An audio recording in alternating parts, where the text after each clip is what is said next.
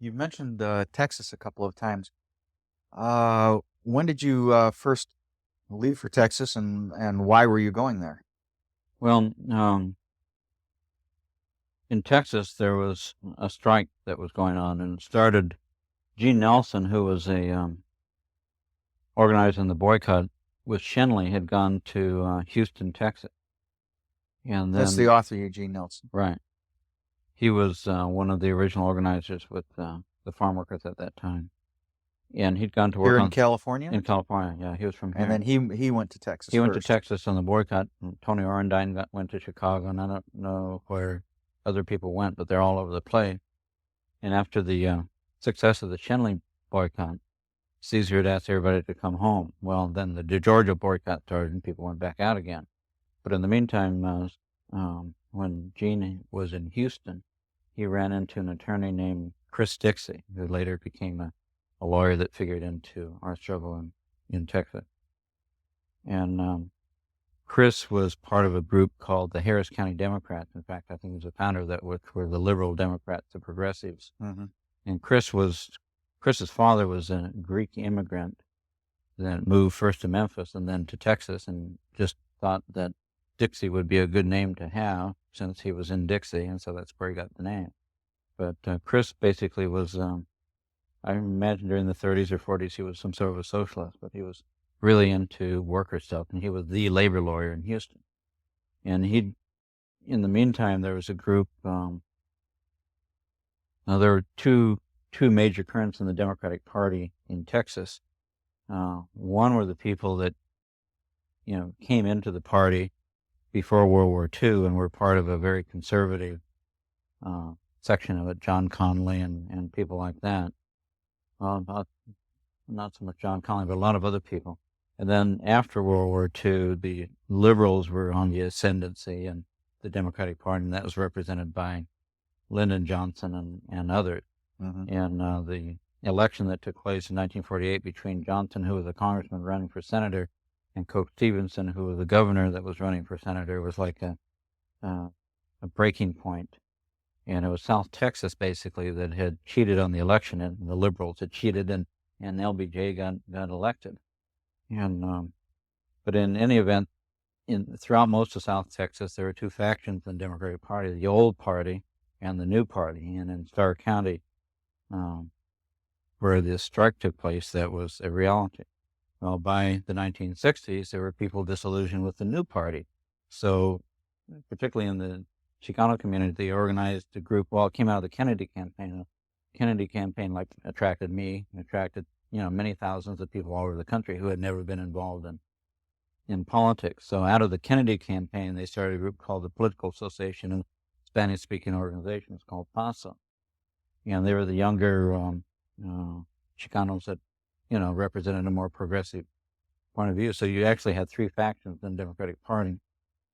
And there was a group in Starr County that was a PASO group, and that was also in the wake of the Teamster victory in Crystal City. I don't know if you're familiar with that. No, I'm not. So that was a very historic effort to organize a spinach cannery in Crystal City. And I forgot the man's name, was head of the PASO chapter in Crystal City, and they linked up with the Southern Conference of Teamsters, which in the context of Teamsters were like real progressive. And they had an election in the spinach packing shed, and the PASO people and everybody in the whole community got involved in it, and they won. And as a result, they had elections in the county, and the Teamster PASO faction had won. This took place, I think it was in 1964. Mm-hmm. So PASO was, a group that was attracting a lot of people. So, and particularly, it was like a workers' political movement in South Texas, Chicano scene. So in 1965, they heard about the strike in California and the March in Delano and all that. And so there were two leaders of PASO in Starr County. One was named Lucio Galvan, and I can't remember the name of the other person, Doug. I can find out and let you know. But anyway, the two of them were involved. So they were friends with Chris, who was excited about Kennedy and the new resurgence of progressive liberal politics in Texas. And so he sent Gene to go meet with them. Well, the base of Paso and Stark County were farm workers. That was their political base. And so Gene brought the message of the NFWA, and they brought the Paso and the workers, and they got together and they organized. I don't remember what the name of the group was, but in essence, I think they call it the NFWA too. Though at the time, Cesar wasn't real excited about another movement starting because he thought it would be a drain. But in any event, A financial drain? Financial drain political and financial and whatever drain on the effort in California. Mm-hmm. And when you're talking money, California is half of agribusiness in this country. There's no question about that. And if you're going to organize California, you can organize the rest of the country. And that was Cesar's focus, and I think he was correct in that. But in any event, workers don't always understand those things, and they want to organize too.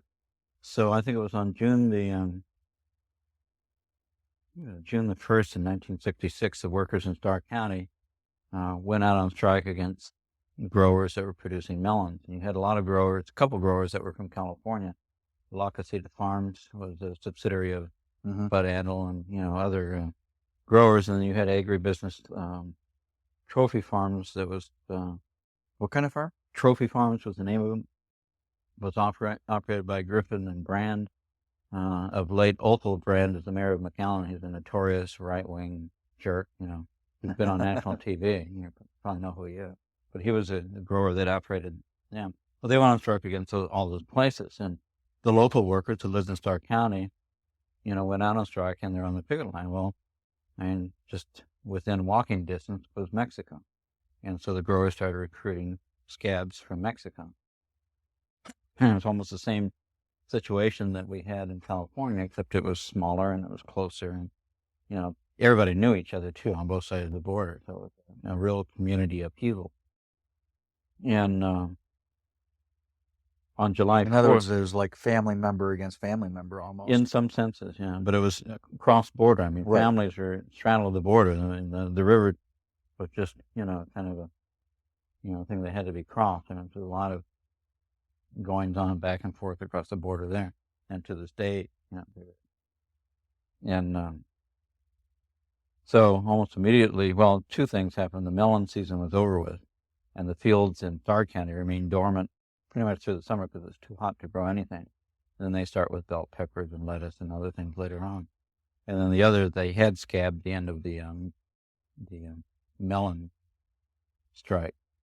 So they had to do something to keep the workers together and keep the momentum going. And so they started a march to Austin, Texas on July the 4th in 1966.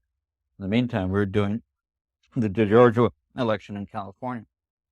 Were they sort of copying the march to Sacramento? They're basically copying the same thing. Only there were other kinds of people that got involved. There was a Catholic priest, named Father Gonzalo, and then a Baptist minister, Chicano Baptist minister, that joined with Gene Nelson and the strikers and led the march to Austin.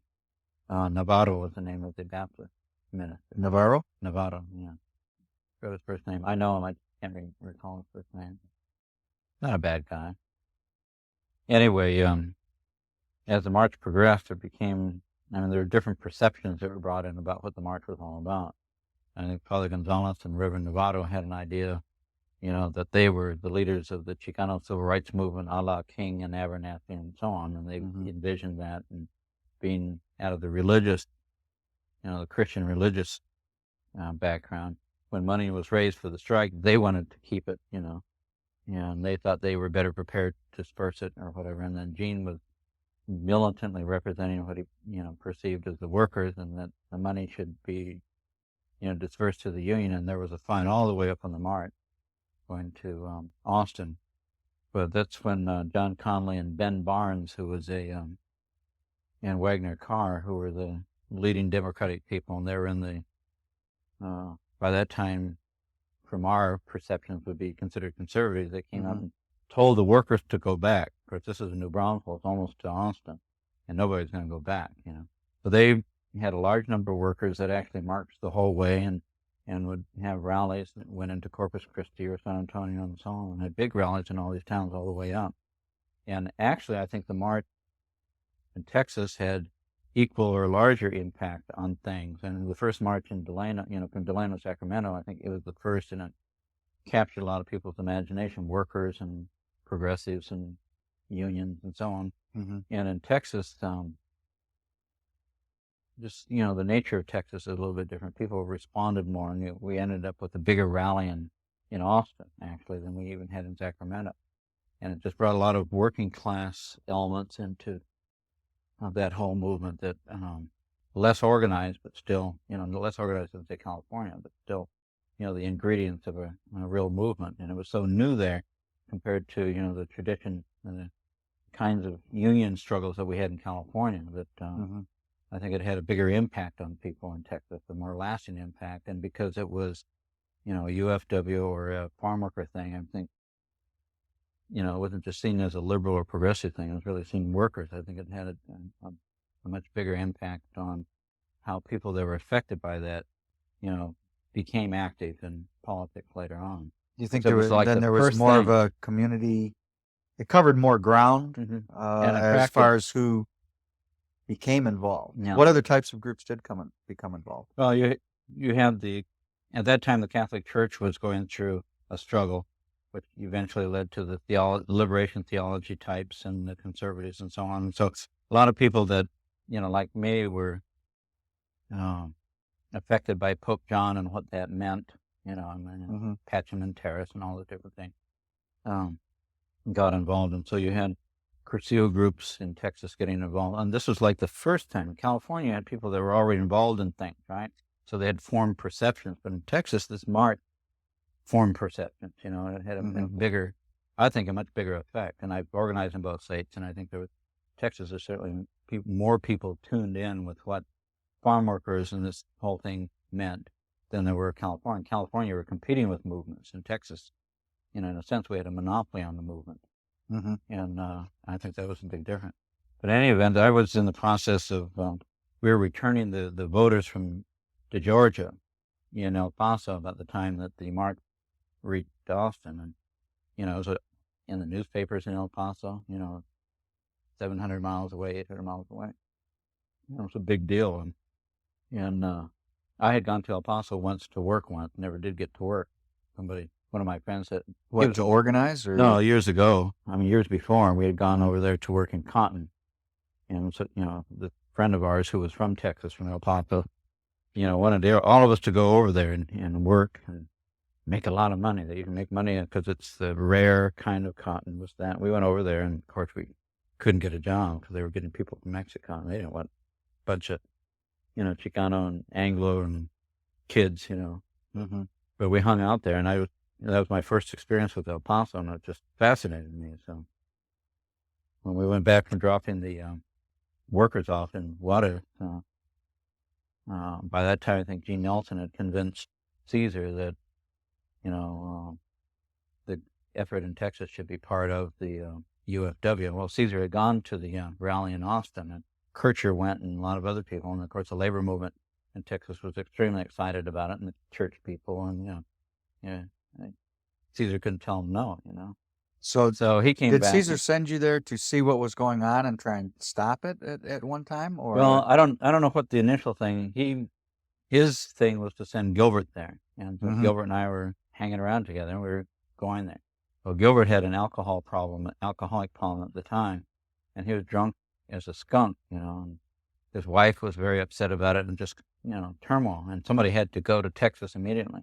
So Tony Orendine decided he wanted to go. So I already had my mind made up. I wanted to go to Texas. So Tony and Irene and I took off to Texas. And the first day we were there, we drove up to the picket line and ran into a striker by the name of Magdaleno Dimas, and he had a 1940 Chevrolet that was, to me, quite a car. I like old cars. And so, we were there 10 minutes. Gene Nelson was on the line, and, workers all over the place with the picket line and stuff. And they had just started in on bell peppers, I think. I think that's what they were doing. Anyway, Magdaleno took us to the back of his car, and he opens up the trunk, and it's full of dynamite. He had the perfect solution to the strike. And needless to say, it was a shock. And Tony, having, been in Mexico and worked in mines and stuff for a short period of time, knew what dynamite was all about. And this stuff was dry, and it was old. And so the very first thing Tony did was, tell go with Magdaleno to dump the stuff in the river, get rid of it. And the very first thing we did was convince Magdaleno that throwing dynamite at scabs wouldn't be too cool, So there was an initial philosophy going on there to have a violent that was confrontation with I think that was more scabs? Magdaleno's idea than anything else, and Gene wasn't real convinced of nonviolence anyway.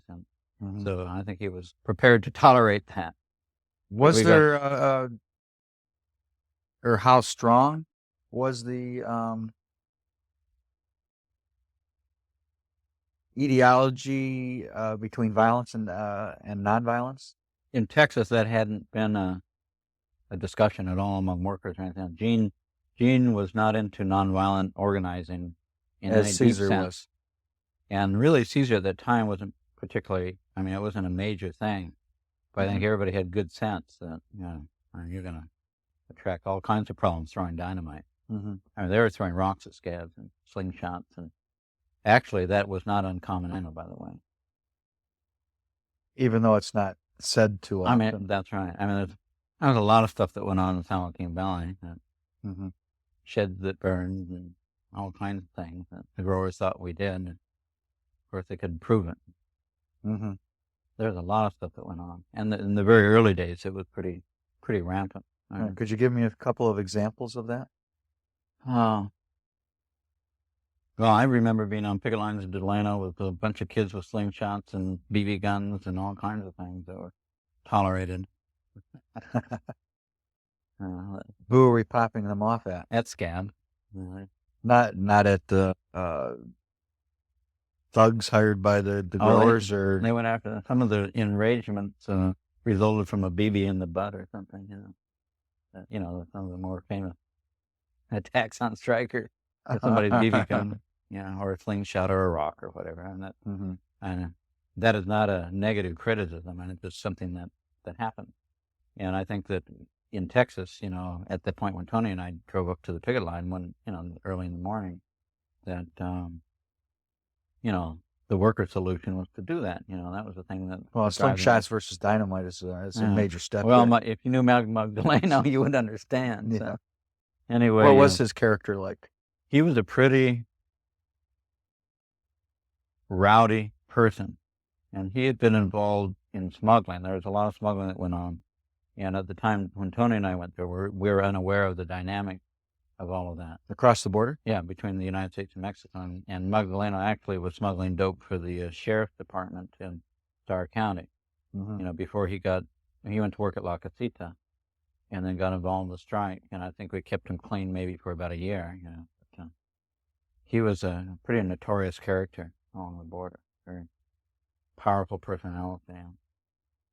He's dead now, so we can talk about him. He did a lot of bizarre things. Anyway, but still fought for the workers. The farm. He was a worker. He was a striker, and he was also a worker. Oh yeah, he worked at La Casita and went out on strike with those workers at La Casita. And well, after that, I think later on that day, I went to join the picket line at Trophy Farms. Well, no sooner than I arrived there, the sheriffs came and arrested me and put me in jail for making obscene comments or something to workers. I hadn't said anything. I just drove up and got out of my car. I was talking with the pickets, and all of a sudden here comes the sheriff and arrests me. What is it? They're after, me and Tony. So they knew you were in outside town. agitators coming in. Okay, they had heard you were coming into town then, and everybody knew everything about everybody in Starr County. It was just, we couldn't say anything or do anything without everybody knowing. Even with your first day in town? Yeah, they knew we were coming because Gene had mentioned it at a meeting, I guess the previous Friday or whenever, they had their meeting. So everybody knew. There were, the union was infiltrated to a degree. No, I don't think it was really infiltrated. I think people just talk a lot. And it's a small town. Small town. You have a town with less than 6,000 population, a county with about 25,000 population, and most of it along the border. Concentrated in a series So of both of you were put in jail? Tony wasn't at that time, but I was. And I guess that was to try to deter us from settling in, but that just, made us want to do it more, and it pissed off the workers, and, it started polarizing things more than it had been before. How long were you in jail? Oh, it's probably, at that time, I think it was, 4 or 5 hours. There was a dynamic going there. Again, you had the Paso people, you had the new party, and then you had the old party, and it turned out, um, for various reasons, the old party decided it was time to ally themselves with something new, and so they aligned themselves with us, with Darkhand. Oh, okay. And they started posting bond for us. Mhm. So they were property Chicanos, that lived on the western side of Starr County, and the new party people were in Rio Grande City. They're in Roma, which was the only incorporated town in Starr County, and then Rio Grande City to this day is unincorporated. But the people who control the county control Rio Grande City, and then the minority faction controls the government of Roma, and those are fought over because at Roma you have a bridge that goes to the city of Miguel Alemán, to the smuggling point. And then in Rio Grande City, you have a bridge that goes to Camargo, which is another smuggling point. Whoever controls the bridges controls the smuggling.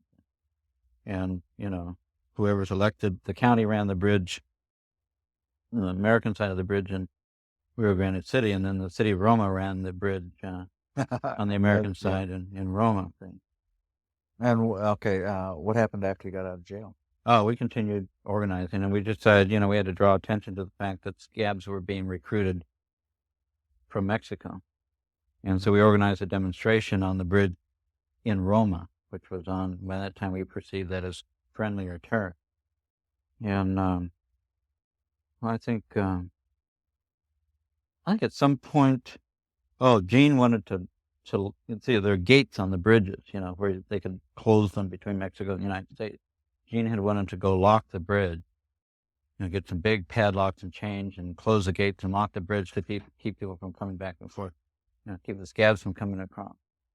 And Tony and I talked him out of doing that, and talked him into having a demonstration to draw attention to the strike breaking along the border. So, like around 3 or 4 in the morning, Irene and I and Tony and Gene and a whole bunch of workers went to the bridge, and we walked out on it. We parked the cars and walked out on the bridge and set up a picket line. Mm-hmm.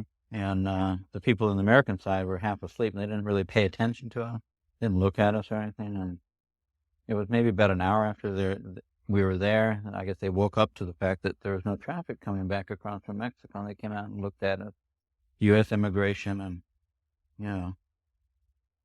they ordered us off the bridge, and we told them no.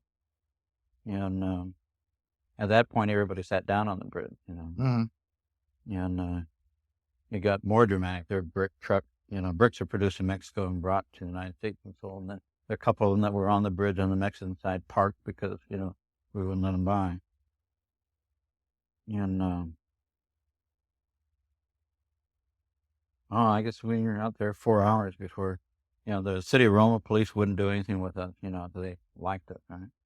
They wouldn't come and arrest us, so they called the county sheriff to come and arrest us, and those were the new party people, right?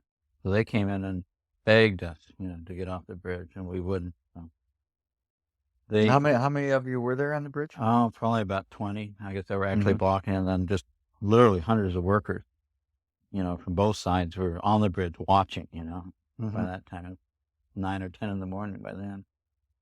And so they came and, the first person they arrested was Gene Nelson. And so they arrested him, and he went limp, and they dragged him down the bridge, and he lost his shoes and his belt, and his pants started coming down and all that. And I guess they thought by arresting Nelson, everybody would get scared and get off the bridge. Well, they waited and waited and waited, and nothing happened. Well, then they went after me and Tony and did the same thing, except they had brought the cars up closer on the bridge. We weren't dragged like Gene was. And nothing happened. Then they went after the mail workers and arrested all of them. And I think Irene and a woman named Daria Vera were the only ones that were allowed. And I guess they begged them for hours to get up off the bridge, and then it started raining, and Irene or Daria had a red flag, the Huelga flag, and the dye started running out of the flag. And workers thought the cops had attacked the women, and they were getting outraged, and by that time we had media there from Mexico, from all along the border, and it was just a big international incident. It was really exciting. They finally arrested Irene and Darian. Maybe about noon or 1 o'clock, they were able to let people across the bridge, but it created a big incident and got, international publicity all over the place about it. We had people send us clippings from Mexico and, Central America and from Holland and, different countries, the picture of, the picket line on the bridge. So that became a major issue in the strike after that was, the international strike break. Mm-hmm. So this tactic is now going to be used in other times, other places? Well, I think a week after that, Gene finally, he couldn't contain himself. He got his locks in his chains and locked the bridge. That really pissed him off. And they were banging away, People went out to sneak a look. It took him about 3 or 4 hours, and he had huge chains, and they couldn't cut him or break him with a sledgehammer or anything. And he finally got a dream of locking the bridge. And how long were you in Texas? That stint, I was there a little over a year. We'd come in September, mid-September, and then I think I left the end of September in 1967, and we were in California relatively briefly. I think in early 68 we went to, no, it was after the fast, we went to Ohio to organize the boycott. The first fast? Julio and, the first fast. We were there for the first fast. At 40 acres. Right. Yeah. Oh, wait a minute. I'm leaving stuff out. Yeah, So we went back to California in September of 67. And so for the year that you're in Texas, you were there organizing? No, we're organizing workers. Yeah. We went on just in that one area, or were you going all over Texas? Well, at that point, we're trying to win the strike, and everything we did was focused around the strike, and we started a boycott of melons. And this is when Ernie Cortez got involved. Ernie got involved. He was a student at the University of Texas, or a graduate student there. He'd gone to Texas A&M and then went to UT to run the YMCA thing that they had for the students at UT, and was a graduate student there. And Ernie got involved with some other students in a support committee that we had in Austin. And then Mickey Leland, who later became a congressman, was involved at Texas Southern University in a support group for farm workers in the Rio Grande Valley. And we had a network, and we started the melon. So you were networking through the universities? Through the students and through PASO chapters, labor groups, all kinds of people. And we had I think a very effective network that, laid the foundation for, the boycott work in Texas over the next 10 years, And in Texas, we had one of the most effective grape boycotts or lettuce boycotts or whatever, in the country. Can you do a comparison for me? I had been reading a lot on we had a couple of researchers coming in doing work on the CSO here in Los Angeles. And so I started reading the comparisons between I don't know the name of the group in Texas. Oh, this was later? God, was it later or earlier? The Ernie Cortez stuff, the Industrial Areas Foundation work? Yeah, the Industrial Areas Foundation. The successes there versus maybe what I would consider maybe the moderate successes here. I guess it depends on who's looking at who. The different base organizations leading more to Mexican Americans in political leadership positions in Texas as compared to Southern California, say. I think in Southern California, I really don't remember all the dynamics of the CSO. It started right after World War II, and I think that Fred Ross had worked with Carrie McWilliams in the labor camps, the camps that the Japanese were put in, and prior to that, they had been involved in the labor camps together in the 30s. When the Okies came and all that, when Woody Guthrie and all that was around. And I think that Saul Linsky started the Back of the Yards organization in Chicago.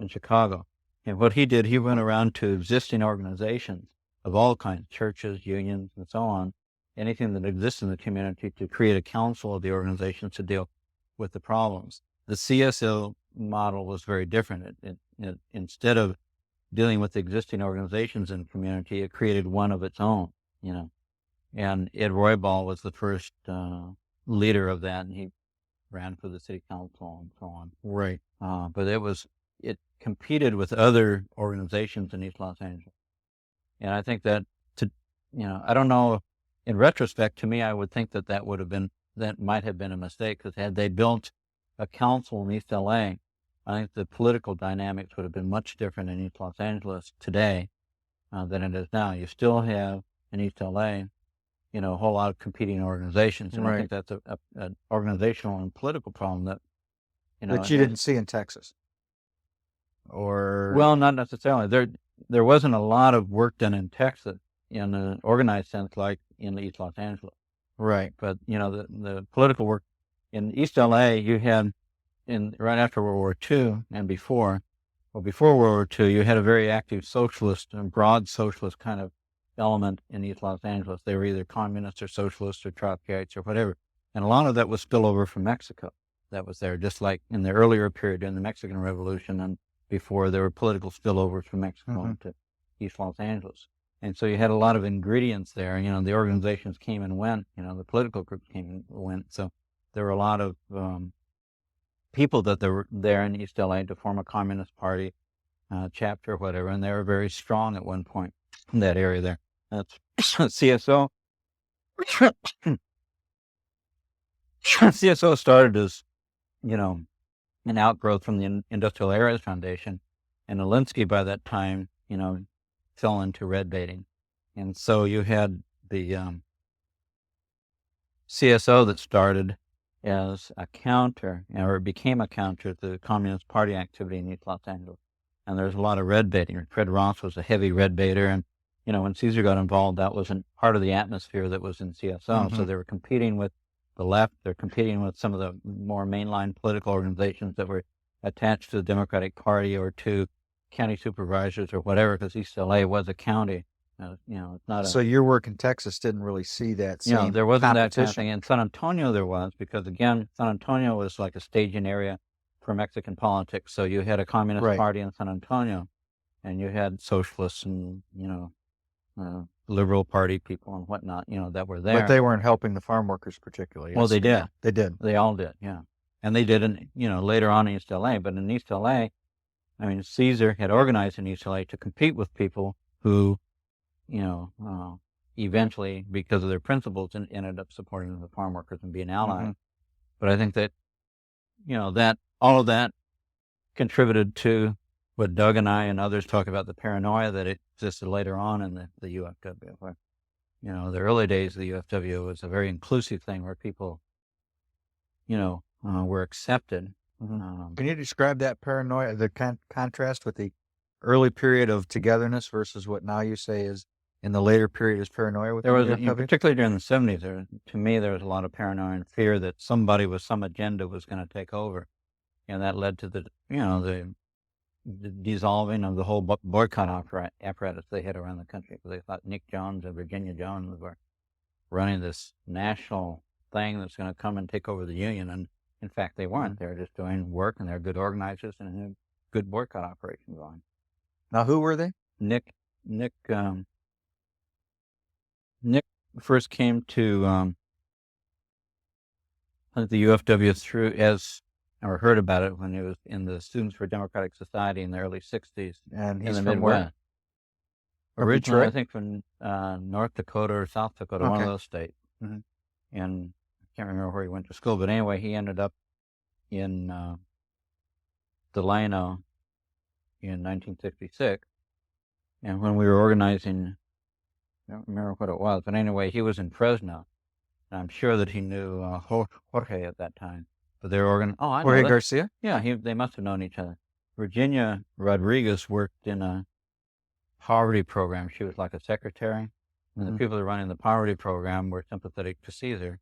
And so that became a covert headquarters for the UFW in Fresno. So Nick and Virginia got together, and they fell in love and got married and so on. And Virginia then became Cesar's secretary later on, I think late 66, 67. And for a number of years, she did that, and Nick was organizing. Or 40 acres? Before, yeah, it's a Or 40 before at the 40 40 acres. Actually, Okay. before, when we were on in Delano in the What's the name of Pink the street? House and I'm trying to think of the name of the street. So First right down and the block off of the Albany and entrance. First and Yeah. Albany. Yeah. She worked at that time. Then after to Georgia. It was in, I know, yeah, Nick and I worked together in 67 when I came back from Texas. From Texas. Yeah. And then we went out on the boycott together the spring, summer, whenever it was in 68. And where did you go for the boycott? I can't remember where. I think you went to Kansas. I went to Ohio. But in between, there were a lot of things that happened. That's when the fast took place, and I was involved with the fast, and so was Nick and Virginia. Yeah, basically they did. They're the ones that did the work. And then Leroy Chatfield, who brought in a very different kind of ingredient into it, more of the church stuff. I think that. So when they went back to the Midwest, or Kansas, I'm getting chronologically a little mixed up, but basically, when we came back from Texas, the perception was, well, we had a whole lot of incidents in Texas with the Rangers. We were in jail for 8 days, and I don't know. You want to go into that? Yeah. Okay. Well, let me see. We had. But at some point in time, I want to get back to this issue of the paranoia that they did the Union, but back to Texas and the Texas Rangers. Back to Texas after that October demonstration. We began trying to set up a boycott apparatus to prepare for the next, big harvest season. The melon season. The melon was the big money crop. They would grow a variety of vegetables, bell peppers and cabbage. In the fall, onions and all kinds of things that they do. But the real money they made was off of melon. Texas melons, there's nothing like them. California cannot grow melons, or Florida like they do in Texas. So that, they're the premium of melon. So all the focus was around trying to figure out a way to win the strike with the 1967 melon harvest. And we had Gilbert Padilla. Well, by then there were some problems with Tony. Tony was getting frustrated, and I think it was November, December, sometime around that in the winter. Gilbert came in ostensibly to help Tony and me, get ready. And then Jim Drake came too, briefly. I think even Jerry Cohen may have come. And George Vallis came. Eddie Frankel. Let's see who else came. A number of people came, for a very short time. So we're looking at a very major move here by the farm workers. Yeah, the decision was made to try to win the thing.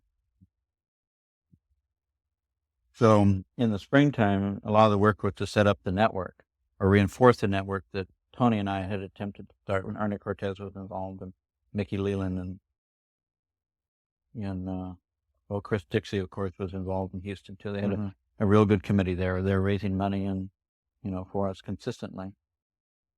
And Ernie was doing the same in Austin. They'd had food caravans coming in, and there was a priest named Cheryl Smith and a number of other priests in San Antonio. Cheryl Smith? Cheryl Smith, yeah, Father Children. He's kind of notorious now in the Right to Life movement in Texas, but he was a progressive priest. And, some of the communist types, from San Antonio, they're all working together to support us, all of them. And one of the... a couple of note were the Sagers, a guy named Jaime Sager and Mela Sager. Their son, Jaime Jr., was involved in the boycott in Los Angeles. He was involved with MAPA and so on, and I had met him first. Is that CIGAR? Yes. Sager. He teaches in Oakland, or up the Bay Area with some school up there. I'm trying to think. There's another labor Sager that I'm trying to think of from the Jewish Labor Committee or something like that. No, he wouldn't be in that. The Jewish Labor Committee would not have those folks at all. They're all. Yeah. I mean, when I met Jaime, he was a member of the Du Bois Club and all of that here in Los Angeles. Oh, that's something we didn't talk about. Angela Davis used to come and picket at the Central. We used to get students to come join us. When you're down at the Central. And there's the SDS, Mike Davis, who you may know. Right. Yeah, I know Mike Davis. I'm on a panel with Mike Davis next week. Oh, crap. Mike is an old friend. Oh, we're going to try and change his views. Probably blow his mind. Yeah. Anyway, Mike, and he was like the leader of the SDS at USC or something, and then Franklin Alexander who you probably know, just recently died. He was in the Longshore Union. He was a leader in the Bay Area. Mhm. But I think he was a student at UCLA or someplace like that. And he led the Du Bois Club. Mhm. And Angela Davis was a student at that time. All those people used to come and picket with us in the Central Market. And you could call any of them at any time of the night, and they would show up, very Well, rapidly. just a second. Let me put this on pause.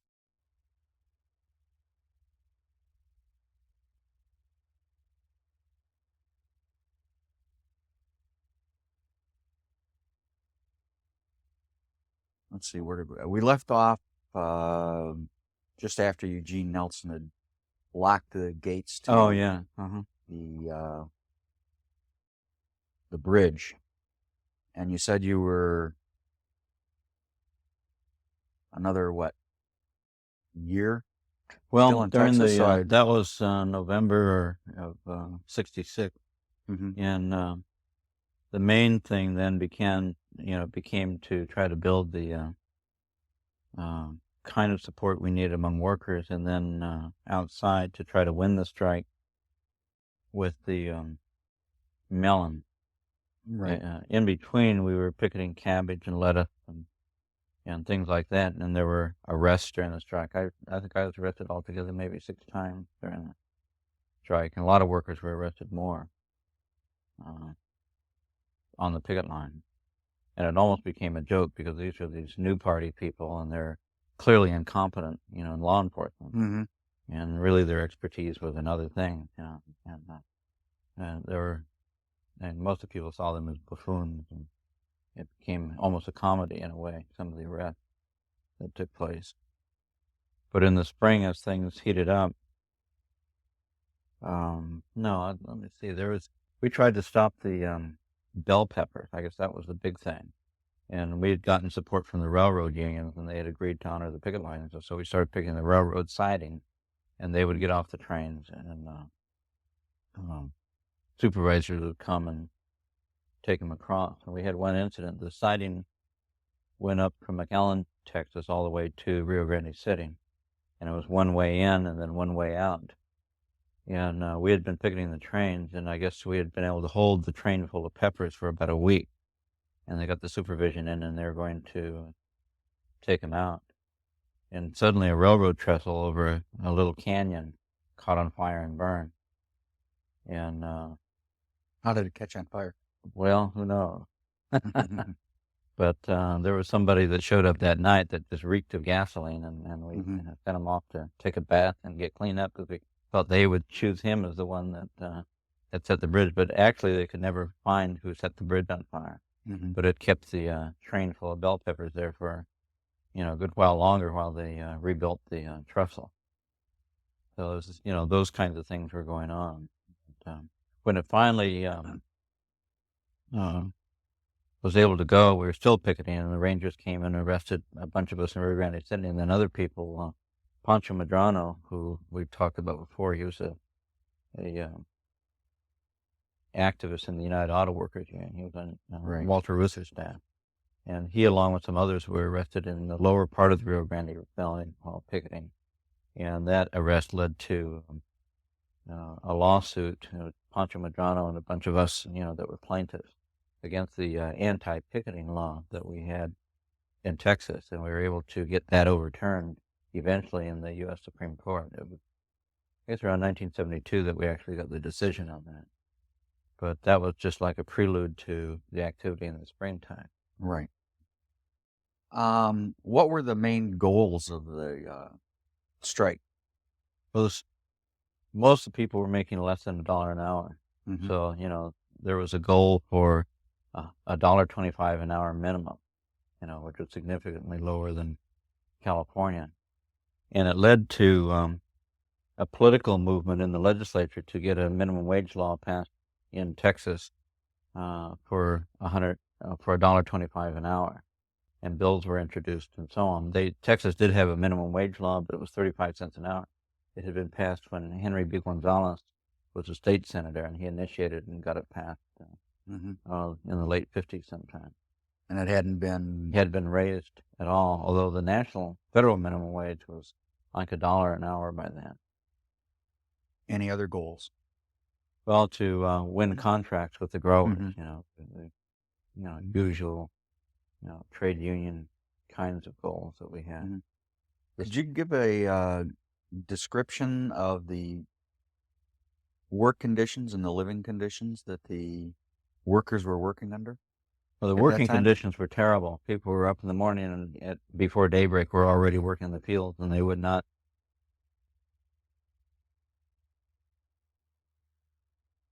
Okay, Bill, you were talking about the living conditions and the You know, fields. the working conditions were very bad.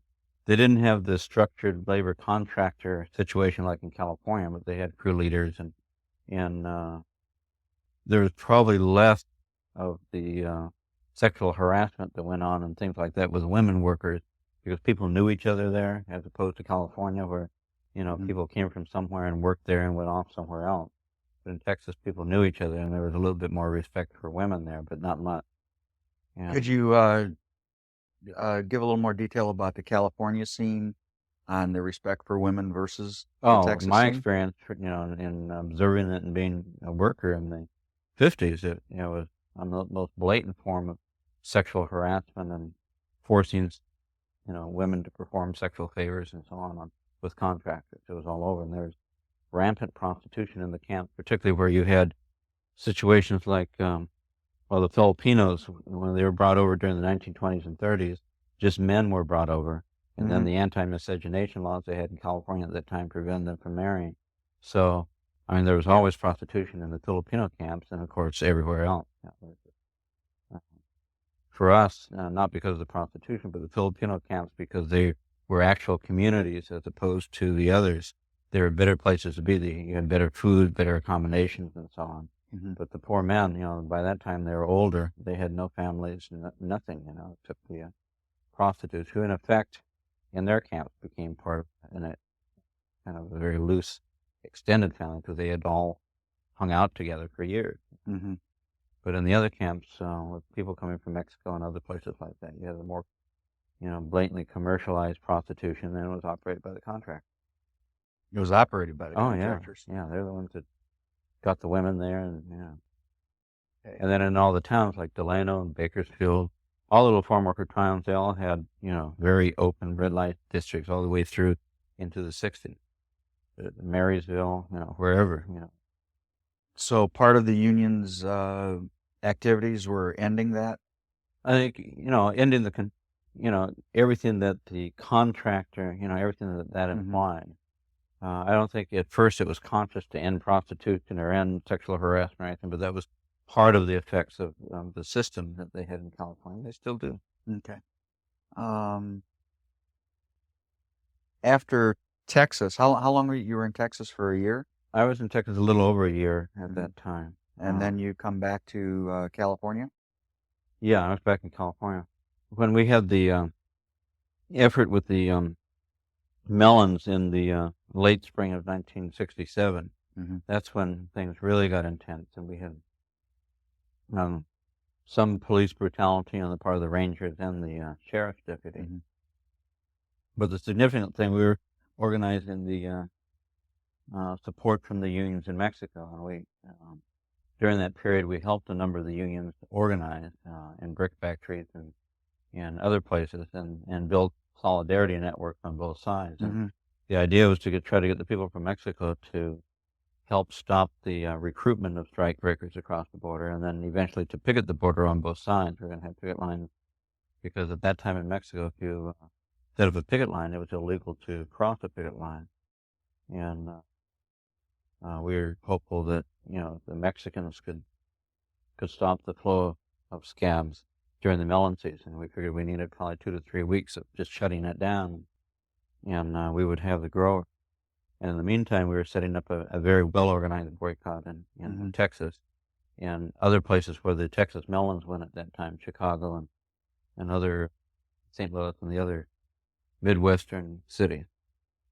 And when the melon strike, the melon season came and we were, striking, they brought in probably about 35 Texas Rangers, which was more than half of the entire force in Texas.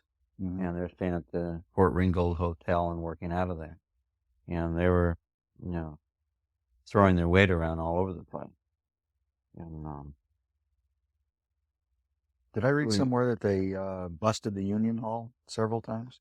well, what happened was that we had a strike kitchen, and we'd have breakfast and dinner there. Then a number of the wives of the strikers would cook the meal and so on. And we had a kind of a rowdy striker named Magdaleno Dimas who loved to go hunting, and so we sent him and some other people out to go, get meat and stuff, and they would shoot different animals, bring them back, and part of the tacos that we ate. Mm-hmm. And one day his car didn't work, and so he and another guy named Benny Rodriguez they were walking out to go hunting. And this was during the melon campaign in '67, and I guess one of the growers saw them walking with a gun and got very paranoid and called the sheriff and the rangers and so on. And so Gilbert Padilla and I and a student named Alex Moreno a couple other people were outside of the Union Hall, and we were hanging around talking, leaning on the cars and stuff. And all of a sudden the Texas Rangers drove up, a couple carloads, and they just jumped out of the cars, and they had shotguns or, some kind of rifles, and they leveled them at us and demanded to know where Magdaleno Dimas was. And we didn't know what had happened or where he was or anything. And so we told them that, and they called us liars and pushed people around. Then they finally took off. So we decided we better warn his family that they're looking for him, and if they see him, just get him off the street. So Alex and I went to his house and told his wife what was going on, and let her know what to do. And then we went to a house with some students that had come from the University of Texas, another place we're staying, to see if he might be over there, and to tell the students that to be wary of what was happening. And so we went to the house, and we went inside, and not only were the students there, but Magdalena was there.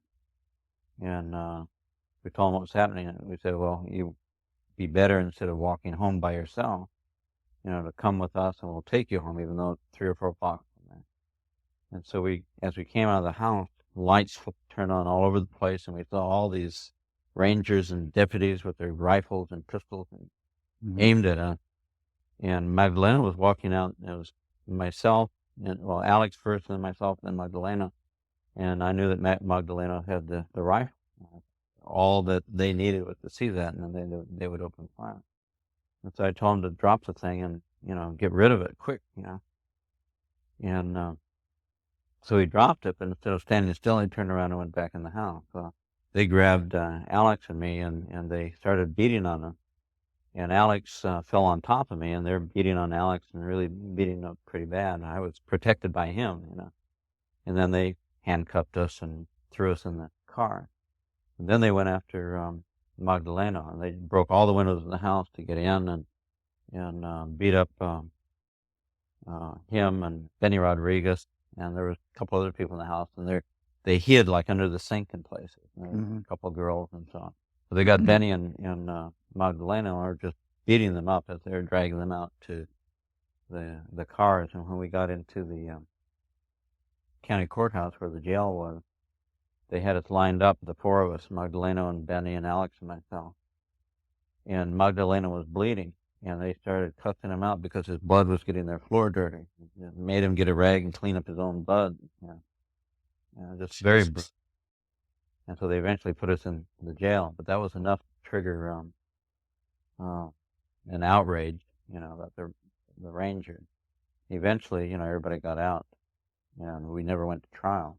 But the next day, they brought us to arraignment. There was a state senator named Joe Bernal, who had come in to witness the arraignment. And he started to raise questions before the hearing started. And Captain A.Y. of the Rangers grabbed him by the neck and just pulled him out of the chair. Don't you ever talk to a white man like that, And threw the senator down, the Chicano senator, the only one, in Texas. They were pretty mean. But, and Gilbert Padilla was there. Mm-hmm. they he was trying to get us out of jail. And he went in the courthouse and went where we were when we were standing there. And the Rangers got him. They picked him up and carried him down the hall and threw him out. Literally, just threw him out of the courthouse. And the justice of the peace, whose precinct that was in, that we were at the arraignment in the next day, he wanted to know what was going on. They threw him out of his own courthouse. And there was Gilbert and I think his name is Braulio Sanchez, sitting on the steps of the courthouse, and the Rangers wouldn't even let the JP in his own courthouse. Jeez. Wild people. Did that end up getting enough national attention to That triggered help the rest of the work for the organizing? That brought the Senate Subcommittee on Migratory Labor and Ted Kennedy and Harrison Williams and a couple other senators to conduct a hearing and investigation on what was going on. It was very dramatic, and workers came and testified about all the things that happened. We had another incident that I forgot to tell you about I guess it was in November of '66. And it was associated with the bell peppers. And they had gone, and we were doing some picketing. I can't remember what the issue was. I think it was we violated an injunction. So they arrested a bunch of us and put us in the courthouse. And we were up on the third floor of the courthouse. And the courthouse was on a big hill in Rio Grande City. And you could look out and see all around the city. And the perception among the strikers at that time was that they were going to, kidnap us and kill us because they heard, the stories of the Rangers doing that to people that were arrested. So a lot of them got together on their own and decided they're going to get us bust us out of jail. And so a bunch of, you could see them coming with guns and all this stuff. But how many were in this there group? must have been 50 or 60 workers, coming. And, then I could see further down, I could see the sheriff's cars and the Rangers' cars just kind of parked around town. And so Tony Orendine and I were in jail. We started sending notes out. Irene and others were outside the courthouse. So we started throwing notes written on toilet paper out the window about, hey, they're going to shoot these workers. We need to do something else. We need to have, a vigil or a fast or something. And so by the time the workers got close to the courthouse, Irene and some of the others met with them and talked with them and persuade them to put away their guns and to join a vigil. So they all started praying and they had a vigil around the courthouse, and then they had like a march, more and more workers came. There a march around the courthouse, and they kept a vigil there for the 8 days that we were in jail. They refused us bail for a number of days, and then finally publicity built, and they let us out. But it was the Rangers thought that they were going to create an incident that would be to their advantage and knock off some people in the process. Thanks to quick thinking, it didn't happen. And the television was there. There was an Associated Press reporter who covered the strike from beginning to end. His name was Gary Garris. And anytime anything happened, he was there, and he helped, get the national media in and so on in that particular incident. Well, all the others too. Very helpful. What was the outcome of the Edward Kennedy investigation? Well, I think the big effect was it drew national attention to the injustices there. It led to a contract that we had with a small melon grower who happened to be a Chicano member of the old party, and that contract lasted about as long as the Hurricane Beulah came in. I guess it was September of '67, just wiped everything out, and the contract lasted a few months. I mean, there was no land; it was all washed away after that. We never did get contracts out of those growers, and the perception from California was that, well, we did our best, we gave it our best shot, and now it's time to cut and get out. And so basically they did, and for a couple of years there was not really a lot of activity there until 1970. And so then you came back to Delano? After that in '67, we went back to Delano, and we're involved in the organizing with the Jamara Vineyard. Okay. Nick Jones and Virginia Jones, myself, I think Richard Chavez and some others were involved with trying to organize Jamara workers. And we had had a strike at Jamara, and we had a boycott going from, I guess, 1966 after Georgia. And Jamara was one of the big grape growers, Right. and so we had a table grape boycott. And so all the original strikers were dispersed out on the boycott and, all over the country. And so what we were trying to do is organize people that had been brought in as strike breakers to try to put pressure. And we were organizing in Delano and Bakersfield and so on. And the idea was to make mischief for travesuras in the vineyard. And so we began focusing on the fact that Jamara had no toilets in the field. And we got workers to, well, we did a lot of things, but usually when there's no toilets and you're in the vineyards, you've got to take a shit or something. You go under the vines and you do it and you cover it up or whatever, And so what we were telling including people, the women. Yeah, including the women. So we were telling people to do if they're doing that, instead of doing that, take a shit in the box, put the grapes over it, and when they go to the store, and so a lot of workers were doing that, and it was kind of comical because the stores were outraged when they got this, got these grapes, and they didn't want Jamara grapes anymore, and they were calling Jamara and raising hell, and we were hearing about it from the boycott, and there stuff like that they were doing. But also during that time, there was a lot of frustration among a lot of workers that had been strikers around Delano, and there was a lot of mischief that went beyond those kinds of things, downright sabotage, and so on. And there were people who were known to have followed trainloads of grapes and would drive along the railroad routes with high-powered rifles and shoot out the thermostats on the refrigerator cars. Stuff like that was going on all over the place. Some workers we know were caught in Nevada by the California Highway Patrol and taken back into California and released. Don't you ever come back into Nevada again. People were riding trains all over the country doing stuff.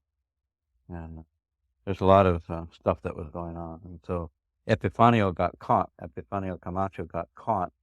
And so the Kern County Grand Jury brought charges against Epifanio Camacho and I think Cesar Chavez and 125 John Does, and they were going to have a big trial over, the Union violence.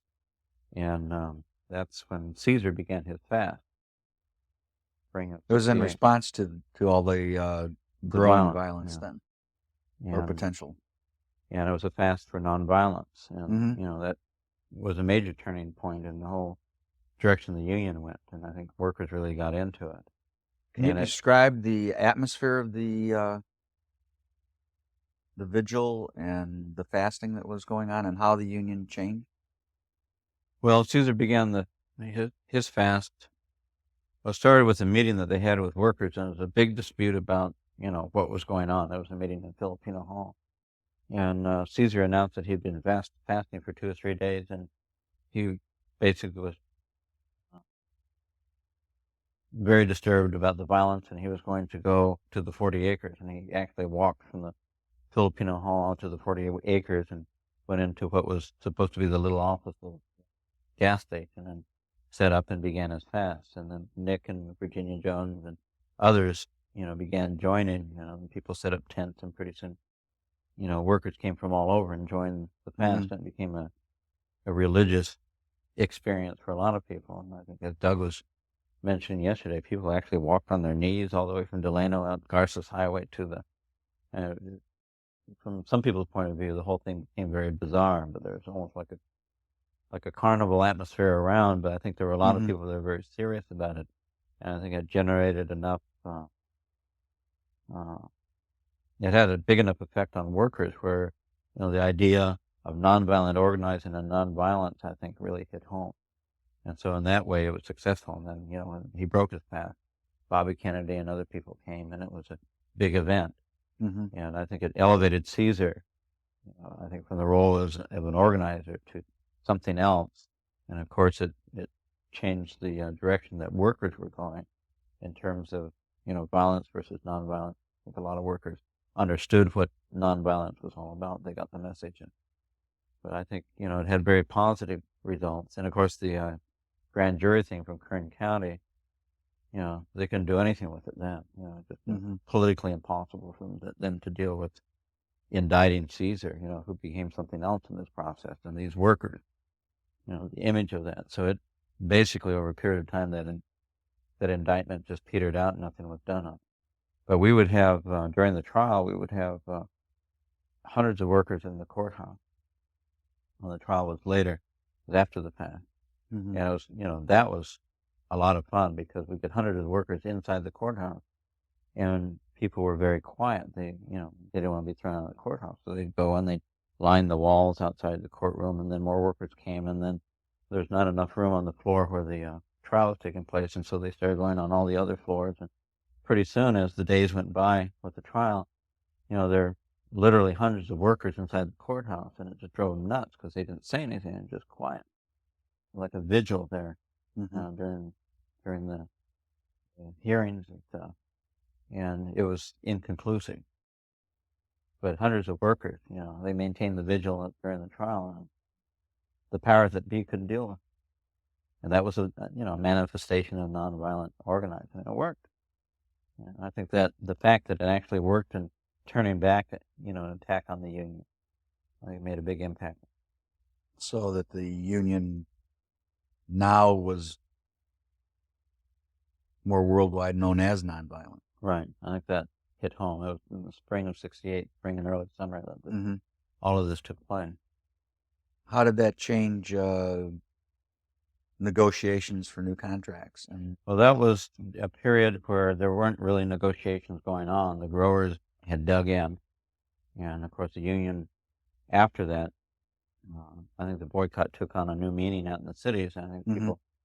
people who were not used to the kinds of things that workers were began to identify with the union, and the boycott really began to take off really in 1968. So we then, with a lot of the Jamara workers that initially had been strike breakers and so on, they went out on the boycott in the early fall of 1968.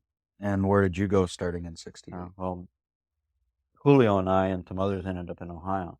But between that, there was something else, and that was there was a commitment made to support Bobby Kennedy for president.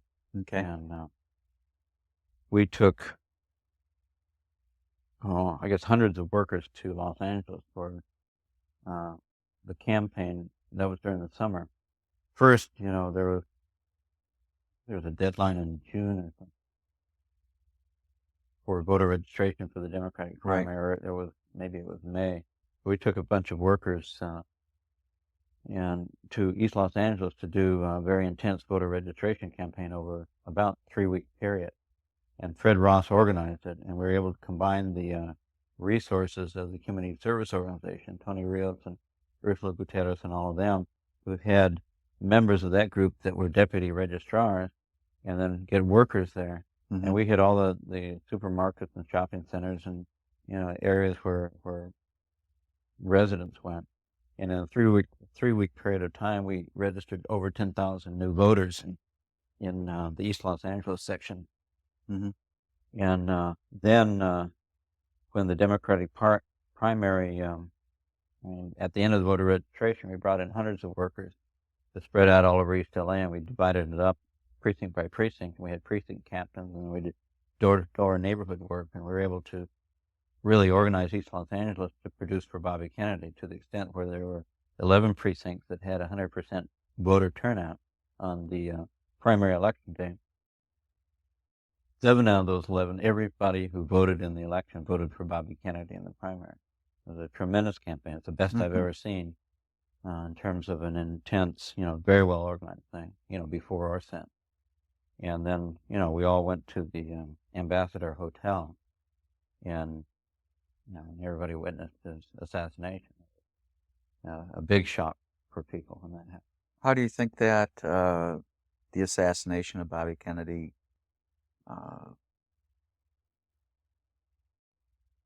did it demoralize the whole movement itself at that time? I think there were a number of assassinations, that had happened, in, relatively small number of years. Malcolm X and Martin Luther King, John Kennedy, those assassinations. And there are other lesser kinds of assassinations that were going on in the struggle in the Black community and the Chicano community with more militant groups like Black Panthers and so on. And, that was a period where there was real brutal attack on people's movements all over, and it was almost regardless of whether they were nonviolent or advocated by whatever means necessary or whatever. I think had that been an isolated assassination, it might have been more demoralizing than it was, but it was in the context of a lot of other things. I think it hurt, and it was a shock, but I don't think it deterred anybody from doing what they needed to do or what they felt they needed to do to try to make change in their lives or for other people. And I think his assassination, the impact, I think that he probably would have, he had won the Democratic primary in California, and I think he would have won the other primaries because the momentum that was built with that. And the Democratic convention in Chicago would have been much different. And I think that he probably would have been the candidate, that he would have been like in the center between McCarthy and Humphrey, and would have probably been able to bring those factions together, and history would have been much different. And I think the people that wanted him out of the way saw that, and saw what that represented. And that's why he was assassinated. I've never been convinced that Sirhan acted alone. Just didn't make sense. No, neither have I. And the irony is, when I was at Pasadena City College, he was in my speech class, and I knew him, but I wasn't friends with him. Sirhan? Yeah. And a good friend of his turned out later to be an undercover FBI agent that was investigating student activity. But his friend on campus was a guy named Bill Chandler, who the HUAC hearings put finger on Angela Davis later. I think it was in 69 or 70, the last HUAC hearing, and exposed her as being a communist at UCLA or wherever she was. So I've always thought that something else was going on with that. And then from that period, after the working for the Kennedy campaign, that's when you went to Ohio? After that, yeah, after the California primary, I think we took around 150 workers out all across the nation to reinforce people that were already out on the boycott. And we went to Ohio, and first to Cincinnati, and then to Dayton, and Julio went to Cleveland, and another group went to Columbus, Ohio. What was the response of the Midwest, who probably didn't have much touch with farm workers in the sense that we see it here in California, agribusiness versus the small farmer of the Midwest? How did they respond to your work in the urban settings for this boycott?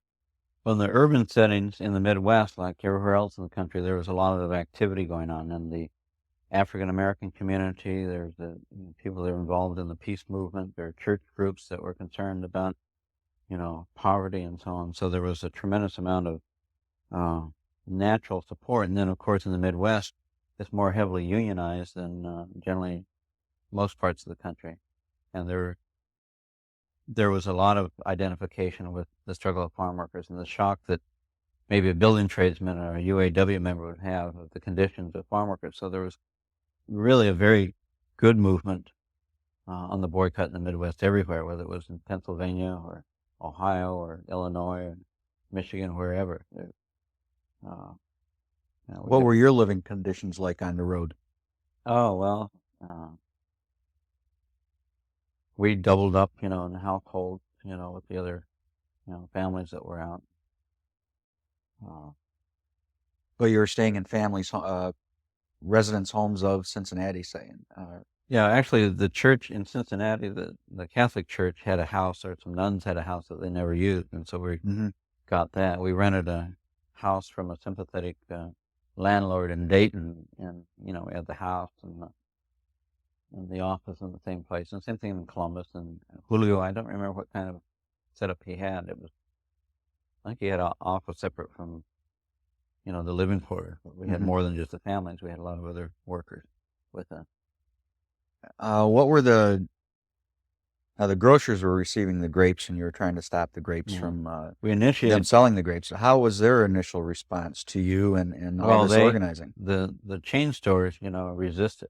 And there was a link between them and the growers through the Farm Bureau and their marketing associations and so on. And, the other side was very busy too, and they're trying to get the food stores not to do it. And so not to give in. We had consumer boycotts going on, first with the grapes. You had what going on? Consumer boycott, where Okay. we're asking people not to buy grapes. Mhm. And then, we began going after the chains to try to get them off. In the Midwest, in Ohio, Kroger was a big chain, and it was unionized. And the family that owned Kroger was, perceived to be, moderate Democrats. They were active in the Democratic Party, the Cincinnati area and so on. So the idea was to try to put a lot of pressure on Kroger that they might give in and take grapes off. Well, sections of them did here and there, but it was a real problem. But the biggest supermarket chain of all in the Midwest was Jewel Food, and it was heavily concentrated in Chicago. And so by, I guess, spring of 1969, we decided what we needed to do is bust the biggest thing, in that area. So we got as many people as possible to get into Chicago and built a very intense network all over the city. And Jesse Jackson was involved with that time Operation Breadbasket, and they took a certain part of South Chicago, and they made sure they got the grapes off all the stores and made sure the managers would not order grapes. And the Black Keystone Nation took another section of South Chicago, and a union that had a concentrated membership in another part of the city took a neighborhood, and different groups would take different neighborhoods and go after Jewel Foods. And some of the more affluent areas where the volume of grapes was significant, Jewel would not take the grapes off, and we totally concentrated on them. And then by 1970, they finally gave in, said they weren't going to order grapes. Kroger gave in, other significant stores gave in, and that's when the These were all grapes, or just the growers grapes. that California grapes? Yeah, we were after all grapes, and then first in, I guess it was by May of 1970, David Friedman Farms actually sat down and negotiated a contract and agreed to put the union label on his boxes. And so we began boycotting grapes without the union label and telling stores, to get Friedman. And then, as the other growers started signing up, it was almost like a domino effect that lasted from mid-spring of 1970 through late summer, I guess, of 1970. And I guess it was by late July, we had the majority of growers had sat down and negotiated a contract, including Jamal. I think I read somewhere that there was also, from the growers' side, a problem of switching labels on grapes and stuff. Yeah, there was fooling around with that, but Can you describe how they were doing that? They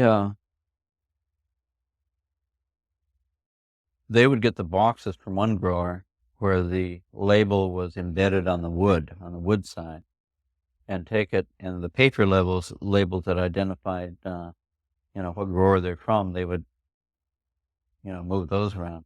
Basically, the work that was done on catching them was done more in California, in the field, than it was, the food store. Right.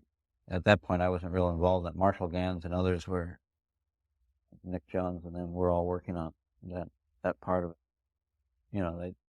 I remember, I think they caught somebody switching labels in one of the warehouses where they were constructing the boxes. Busted them. So how long were you in Ohio? We were in And Ohio, Chicago? I guess, for a little bit less than a year, and then in the Chicago area for a little bit more than a year. And then where did you go from there? Well, we had the victory celebration in Delano, and then Salinas started, the lettuce started.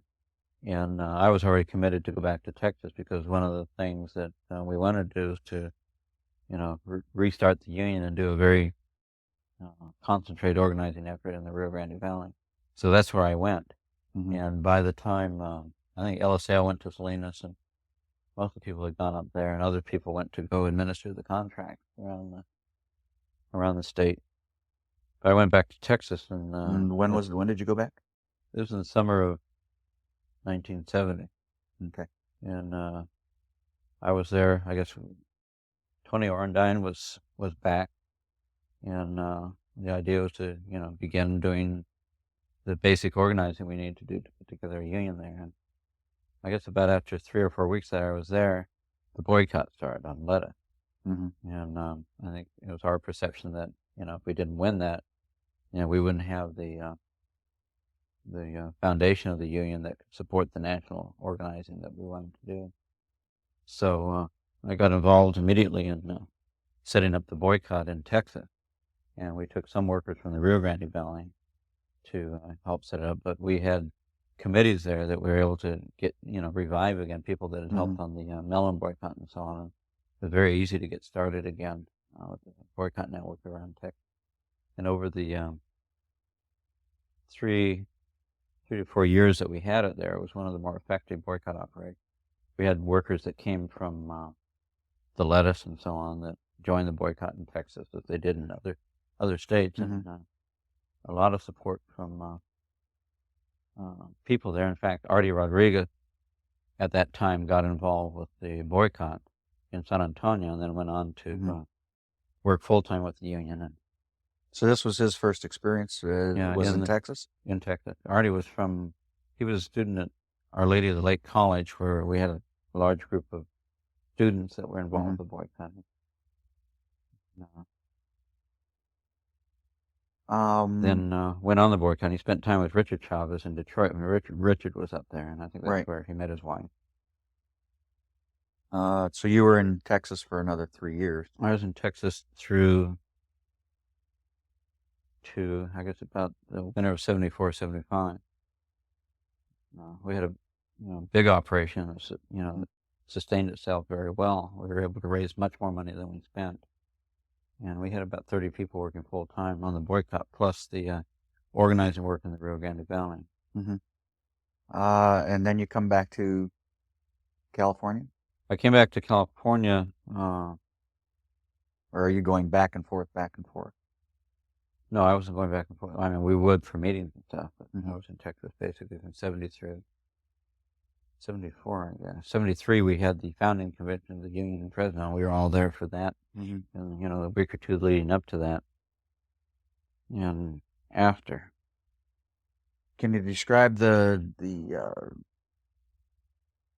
surroundings around the first Constitution? And well, I was on the Constitution Committee. Yeah, much of the framework of the Constitution was pretty much developed by the time I got there, and we were attempting to refine it and so on. And what would you say are the key features of the Constitution? Those important pieces of it. It was, to me, it was similar to most other union constitutions. I think on the surface, I think it was a very democratic document. I don't think it was really paid attention to afterward, but why do you think that? Well, initially I think the changes, we were going to have a larger board than we ended up with.